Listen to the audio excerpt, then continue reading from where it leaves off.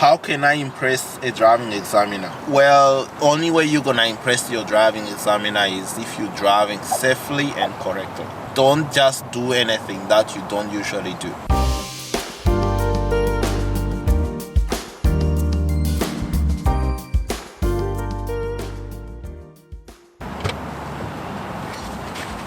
Hi guys, welcome back to the channel. So in this video I just thought maybe we'll do something a little bit different. I'm going to be answering some of the questions that a lot of people ask me, and I'll try my best to answer those questions. Hopefully some of you guys who are doing your practical driving test soon can benefit from this video. If you are new to our channel, welcome, and consider subscribing to our channel so that you don't miss out on future driving related videos. Let's just jump straight into it. So what I'm gonna do, I'm just gonna pull up the questions. I wrote them down, and I'm going to be reading out the question, and then I'll try my best to answer the question. So the first question that I have here is, how long does the driving test last?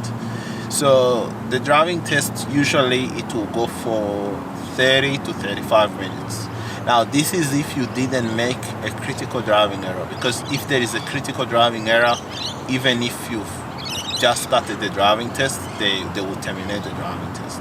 So, but usually if you've done very well and you haven't made too many mistakes, it should be roughly 30 minutes. Can you give some examples of critical driving errors? So some of the critical driving errors include not stopping at the stop sign, running a red light, speeding, and basically anything that is dangerous, or if you break a road rule. Can you give some examples of non-critical driving errors? So some of the non-critical driving errors is like things like not indicating, not doing shoulder checks, maybe if you don't position the vehicle properly when you're turning. So those are non-critical driving errors. When should I arrive at the driving test center? If you book your driving test, they tell you usually that you should arrive at least 20 minutes before the driving test. So make sure that you turn up nice and early. And I mean, this has nothing to do with this question, but you need to make sure that you sanitize your car. So clean your car, sanitize before you go inside the office. How many maneuvers will the examiner ask me to do?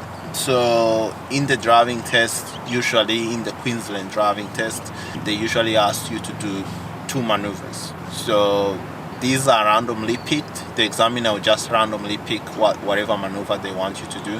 There is no set maneuvers which they do, like every test you do a reverse park, or every test you do a 3-point turn.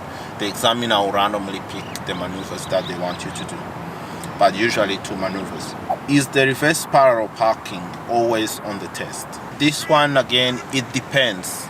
It's not always on the driving test. So an examiner will pick the maneuvers that they want you to do. There is a lot of maneuvers. I think there are probably more than 7 maneuvers that you need to do to learn for your Queensland practical driving test, but the examiner will just pick 2 of them. You want to know all of them though, because you don't know which one they're gonna pick. So you just need to make sure that you are comfortable doing all of those maneuvers. But the examiner will just pick 2 maneuvers. And then what happens if I make a critical driving error? So the moment you make a critical driving error, basically the driving test is terminated. The examiner will end the test straight away, basically. So if you make the critical driving errors in the first 60 seconds of the driving test, the examiner will terminate the test and they will take you back to the center. Is it better to use my car or a driving school car for my test? So this one is a popular question that we normally get. Basically, it depends. It depends on you. If you are comfortable driving your own car and you are a confident driver, probably you should still use your own vehicle. But let's say you get too nervous and you are one of those people who just get very nervous, probably I'll try and use the driving school car, just because the examiner will have controls and they are not likely to intervene until the last minute. Whereas if you turn up and you are nervous and the driving examiner can see that you are nervous, if they detect that you are going to make a critical driving errors, they are more likely to intervene earlier because obviously they don't have controls. And also, if you're doing the driving test in the driving instructor's car, they usually give you a pre-test lesson, which is actually quite important. They will give you a pre-test lesson and they will take you around the places where the examiner is likely to take you. So that's why there is a little bit of an advantage if you're gonna use the driving school car. But like I said before, if you are confident and you've done driving lessons with your instructor and you are comfortable driving your own car, probably you should just go ahead and use your own car for the driving test. The next question is, how much does it cost to book a driving test? So I think at the time of speaking, I think the driving test, just booking the test itself is about $61, but it changes all the time. So, but it shouldn't really change that much. It's around $60 mark. The next question is, what happens if I pass my driving test? So if you pass your driving test, you go with the examiner to the office and the examiner will tell you that you passed and they will give you a paper, and if you pass, obviously they will give you feedback as well. The examiner will just give you the feedback and they will give you a paper sheet with successful on it, and you're just gonna wait in the office and they will issue your driver's license. So make sure that if you go into the driving test, make sure that you bring some money because you need to pay for your driver's license if you pass. But if you forget your card or something like that, you can still go back. They will still register that you passed, basically, but you need to pay to be able to get a license. The next question is, what happens if I fail my driving test? If you fail your driving test, again, you don't actually know that you failed the driving test. If you make a mistake, basically the examiner doesn't tell you. They will take you back to the center. They will take you inside the office, sometime outside, and the driving examiner is going to tell you whether you passed or whether you failed. And they're gonna give you a paper again containing the mistakes that you made, and the examiner is going to explain to you the reason why you failed the driving test. And that is a good opportunity to actually ask questions. So if you have any questions at all about anything about the test, if you're not sure why you failed, just make sure you ask. Make sure you clarify with the driving examiner. And do that politely as well. Don't just go shouting at the examiner because the examiner is just doing their job. So I've had some students who have shown some bad attitude to the examiners. There is no need to do that. The examiner is employed by the government to conduct driving tests. So you coming at them and just showing them bad attitude, it really doesn't help at all. It doesn't help you and it doesn't help the examiner. And sometimes as instructors as well, being there watching someone giving an examiner bad attitude, it's not good. So make sure that if you're gonna go for your driving test, even if you fail the test, just ask questions, find out why you failed, go back home, just relax a little bit, practice, make sure you correct anything that you need to correct, to fix, and then once you do that, come back to another driving test, do the test, and you should be able to pass. And also there is a cooling off period as well, so you need to know that if you fail the driving test, you cannot take the test on the same day if that's your first attempt. So if it's your first attempt, you are allowed to take the test the next day. If that's your second attempt, you are allowed to take the test, I think, on the 8th day. And if it's your third attempt, anything after the third attempt, you need to wait 28 days before you can do the driving test. So make sure you know that. Make sure you are prepared before you go for the test, because the more you fail, basically, the more you're going to have to wait to take the next test. How many lessons should I take to pass a driving test? So this one, it depends. It depends on how you've been going with your driving. Usually between 5 and 10 is a good number of lessons if you're doing lessons and practicing with your parents. But some people may need more lessons. But usually between 5 and 10 should be enough to get you through if you've been practicing with your parents or with your relatives. But again, this depends. Everyone is different. Don't compare yourself to other people. If you need more than 10 lessons, go ahead and book more than 10 lessons. If you need 20 lessons, it's not bad. You just need more practice. That's it. Simple as that. So do as many lessons as you can afford, definitely. And it's always recommended that you space those lessons out. Don't just do those lessons in 1 week, because from my experience, I find that students who space out their lessons, they get better outcome. They get better results. And then, will I fail if I miss a turn on my driving test? A very good question as well. So if you miss a turn on your driving test, just keep driving. That's fine. The examiner will just direct you somewhere else. Probably what I would do if I miss the turn is I would just apologize to the examiner. Just be like, oh, sorry, I missed the turn. And the examiner will be okay with it. What if I exceed the speed limit? So again, a good question. If you exceed the speed limit on the driving test and the examiner sees it, that is a critical driving error. If you're doing 63 in a 60 zone and the examiner note it on the paper, they see it, they note it on the paper, that's it. The test is pretty much done. If you're doing your driving test, make sure that you control that speed.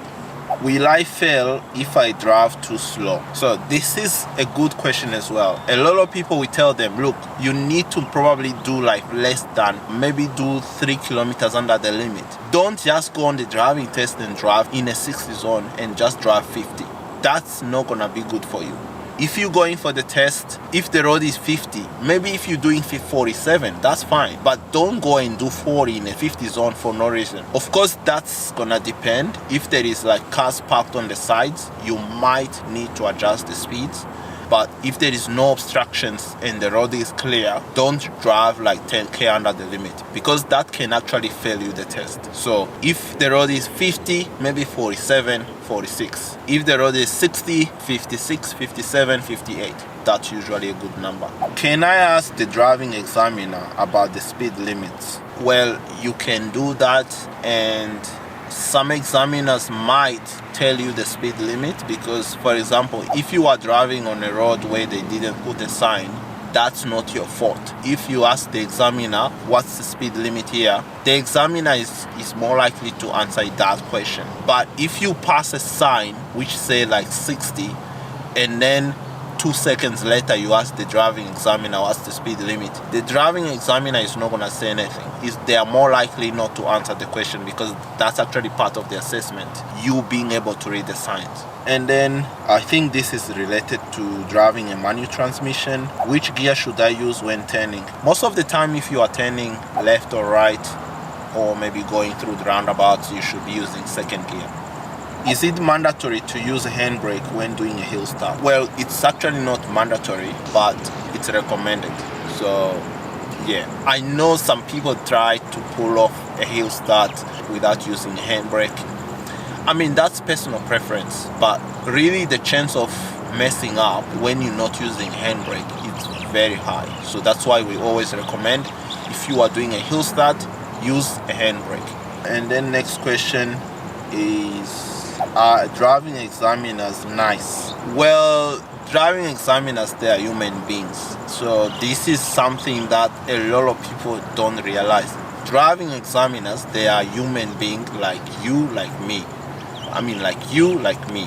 So if you are doing your driving test, basically you need to understand that every examiner is going to be different. Some examiners, they are more likely to have a quick conversation. So they will have a quick discussion maybe about what's happening around, different things.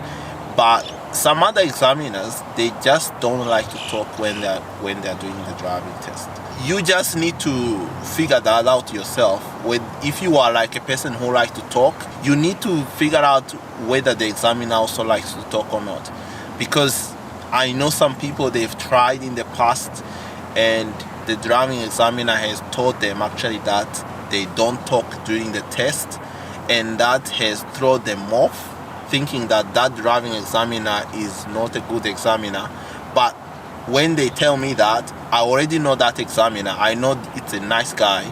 It's just that he doesn't like to talk during the test. So if you're gonna go for your driving test, basically Don't assume that every examiner is going to be the same. It might be a nice examiner, but they don't like to talk during the test. So basically, they are human beings, and everyone is different. Some like to talk, some don't like to talk. Some are nicer than others. That's possible. But again, if you are a good driver, your job is to go and show them that you are a safe driver. Your job is not to go and show them how good you can drive and talk at the same time. And also, if it's an examiner who likes to talk, but you don't like to talk, it's fine to tell them at the start of the test. Just tell them, just tell them that you like to just focus on driving. You don't like to talk while driving. That's fine. They will understand that. Politely say it though. Don't just say it with attitude, because that's not gonna give them a good impression about you. So I hope that answered the question. It's just a little bit of a tricky one. And then, how can I impress a driving examiner? Well, only way you're gonna impress your driving examiner is if you're driving safely and correctly. Don't just do anything that you don't usually do. Basically, an examiner is looking at how you drive. They don't really care about how good you are at taking the turns and stuff like that. They just want to see how safe you are. So if you're gonna turn up and give them a nice safe drive and they feel safe, that's how you can impress them. You're not gonna impress them with how quick you take the corners and stuff like that. No, that's not gonna do you any good. The driving examiners, they are very experienced. They know if you can drive or if you cannot drive. So my advice will be, just be yourself. Don't do anything that you don't normally do. Just drive nice and calmly. And then, are driving examiners scary? Again, this comes down to what I was talking about before. Driving examiners, they are human beings. I don't really think that they are scary. Well, some might look scary, but they are actually not scary. For you, your job is to take them for a nice, safe drive. If you give them a nice, safe drive, they're gonna pass you. They are not really there to judge you or anything like that. They're just there to assess your ability to drive, how good you can drive and interact with other road users. That's what they're there for. So I don't think they are scary. And then the next question is it possible to pass the driving test on the first attempt? This is definitely possible. It's definitely doable. If you've practiced, you've put in the practice, you've done driving lessons, you've done mock tests, you shouldn't really have any problem passing the driving test on first attempt. I've had people who have passed on their first attempt with 0 mistakes. So it's just like in school. Some people get good marks, some people don't get good marks. If you've studied, put in the effort, you should be able to pass 100%. What's the best time to do a driving test? This depends on individual. So it will depend on you. Basically, if you are a morning person, probably take the driving test in the morning. If you are an afternoon person, you are more likely to perform at your best in the afternoon. So probably take the driving test in the afternoon. But depending on which times you've been driving, if you've been doing your driving in the morning during peak hour traffic, probably between 8 and 9 will be the best time to do the test, or maybe between 2 and 4 will be the best time to do the driving test. Otherwise, if you haven't done a lot of school zones, probably you might be best doing your driving test between 9 and 1 p.m. or maybe like between 9 and 2 p.m. because those are the times when the school zones are not active. So whereas if you turn up and do your driving test at 8 a.m. and you've never driven at 8 a.m., you probably might miss some school zone sign and you might end up speeding. Alright, the next question here we have is, are some driving test centers easier than others? Well, it's actually true that some driving test centers are easier than others, but having said that, it all depends on where you've been doing your driving lessons. Don't drive long distances just to get to a driving test center just because your friend has said that driving test center is easy. I can guarantee you that you are more likely to fail the driving test. So you need to practice around the area where you're going to be doing your driving test. I don't really see any point of someone doing that because, I mean, if you drive at the place and you've never been there before, the chance of failing is very high. Whereas if you just concentrate on practicing at the area which is near you, and then every time you're doing a lesson, trying to go near to that driving test center and practicing around there, you're gonna be familiar with the roads, even if the driving test center is harder. Just focus on practicing at the driving test center which is near you, because at the end of the day, that's where you're gonna be driving anyway most of the time. So some test center might be easier than others, but I don't really advise people to go to driving test center that are very far away. What is the average attempt to pass a driving test? This depends. I think most people usually, the average I think is 2 attempts usually. I think the majority of the people, they just turn up to the driving test center unprepared. But I think if you've been doing lessons with the driving school on a regular basis, your chance of passing on first attempt is very high. Now, I'm not talking about those people who booked the driving lessons closer to their driving test. I'm talking about people who have started with driving schools and they've been taking lessons on a regular basis. So meaning like maybe 1 lessons every 2 weeks or 1 lesson every month. You are more likely to get better results if you've been doing lessons on a regular basis. And then, can I do my driving test on the weekend? Yes, you can do your driving test on the weekend. It just depends on where you live. On the weekend, they only offer the driving tests at certain driving test centers. So I know there is, for Queensland, there is Green Slopes, there's Logan, there is Kabucha, I believe it does Saturday testing, and Zumia does also Saturday testing. So it depends on where you live, but yes, it's possible to do your driving test on the weekend. Then we are almost done here. So the next question here is, do I need to do a hazard perception test before I can sit the practical driving test? So if you are on your learner license, yes, you do need to sit the hazard perception test. If you are on your overseas license, you don't need to sit the hazard perception test unless you have an overseas license and a learner license. Do you conduct driving lessons as well, or do you only do mock tests?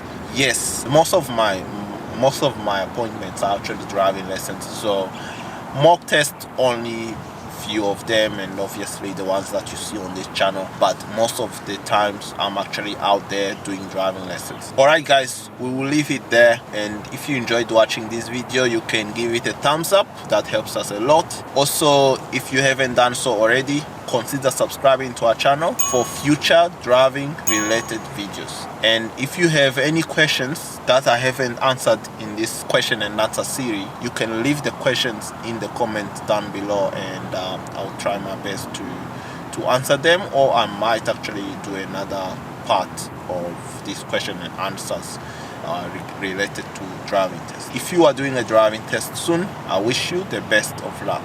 See you in the next video.